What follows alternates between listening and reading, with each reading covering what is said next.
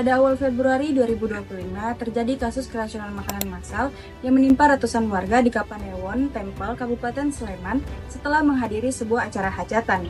Warga yang mengonsumsi makanan dari hajatan tersebut mulai menghadapi masalah kesehatan seperti demam, diare, mual, muntah, bahkan sebagian korban harus menjalani perawatan inap. Kejadian ini menimbulkan kekhawatiran masyarakat terhadap keamanan pangan yang disajikan dalam sebuah kegiatan hajatan.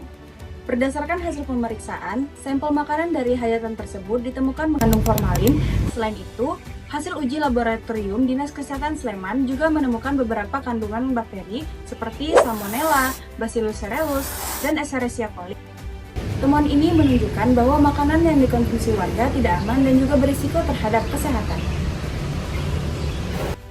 Kasus keracunan massal ini termasuk ke dalam kategori foodborne illness atau penyakit akibat makanan. Dari hasil investigasi, penyebab kejadian ini adalah kombinasi dari cemaran kimia dan cemaran mikrobiologis yang terdapat pada makanan yang disajikan pada hajatan tersebut. Dari segi cemaran kimia, terdapat kandungan formalin pada beberapa sampel makanan seperti bakso, sate, siomay, es krim, dan krecek. Formalin merupakan bahan kimia berbahaya yang seharusnya tidak terdapat di dalam makanan. Penggunaan formalin biasanya bertujuan untuk memperpanjang masa simpan.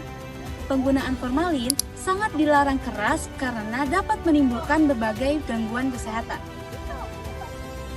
Selain itu, terdapat kontaminasi bakteri pada makanan tersebut seperti Salmonella, Bacillus cereus, dan Escherichia coli. Bakteri ini biasanya muncul akibat proses pengolahan, penyajian, dan penyimpanan yang tidak tepat.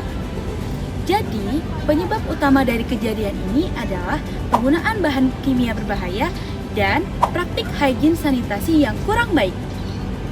Peristiwa ini juga memberikan tekanan pada sistem pelayanan kesehatan karena banyaknya pasien yang membutuhkan penanganan dalam waktu yang bersamaan. Di sisi lain, peristiwa ini juga menimbulkan kekhawatiran masyarakat terhadap keamanan pangan, terutama pada makanan yang disajikan dalam acara besar. Sehingga, hal ini perlu menekankan pentingnya pengawasan serta penerapan higien dan sanitasi pangan yang baik. Setelah mengonsumsi makanan dari acara hajatan, sejumlah warga mulai mengalami berbagai keluhan kesehatan. Gejala yang sering dilaporkan ialah diare, demam, mual, muntah, serta gangguan sistem pencernaan lainnya. Gejala muncul dalam waktu yang relatif cepat setelah makanan dikonsumsi. Kondisi ini mengarah pada dugaan kejadian keracunan pangan. Kondisi ini juga menunjukkan adanya kontaminasi makanan akibat bakteri, bahan kimia yang berbahaya, serta pengolahan dan penyajian yang tidak memenuhi standar higien dan sanitasi pangan. Keracunan massal sebenarnya dapat dicegah melalui keamanan pangan yang baik. Contohnya itu yang pertama, menjaga higien dan sanitasi yang baik seperti mencuci tangan, menggunakan peralatan yang bersih, dan memisahkan bahan mentah dan matang agar tidak terjadinya kontaminasi silang. Yang kedua, memasak makanan hingga matang sempurna dan tidak menyimpannya di suhu ruangan terlalu lama agar bakteri tidak berkembang biak. Yang ketiga, tidak menggunakan bahan kimia berbahaya seperti formalin ke dalam makanan. Dan yang terakhir, melakukan edukasi dan pengawasan rutin terhadap kesediaan pangan agar standar keamanan pangan tetap terjaga.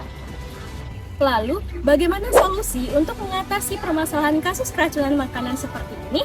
Yang pertama, dalam jangka pendek perlu dilakukan penanganan medis kepada pasien melalui rehidrasi, pemberian obat, dan perawatan di fasilitas kesehatan. Yang kedua, melakukan investigasi supaya mengetahui dari mana sih sumber makanan. Dan juga yang ketiga, disertai uji laboratorium yang mengandung bahan formalin dan juga bakteri seperti Salmonella, Bacillus cereus, dan E. coli. Untuk jangka panjang, penanggulangan dilakukan secara komprehensif. Melalui apa? Yang pertama, edukasi keamanan pangan kepada masyarakat, agar masyarakat lebih memahami bagaimana cara memilih, mengolah, dan mengonsumsi makanan yang aman juga bebas dari bahan berbahaya. Yang kedua, memberikan pelatihan terkait higien dan sanitasi kepada penyedia makanan, termasuk juru masak, agar proses pengolahan hingga penyajian makanan dilakukan sesuai standar kesehatan. Yang ketiga, diperlukan penegakan hukum secara tegas terkait penggunaan formalin karena bahan kimia tersebut dilarang penggunaannya karena berbahaya bagi kesehatan.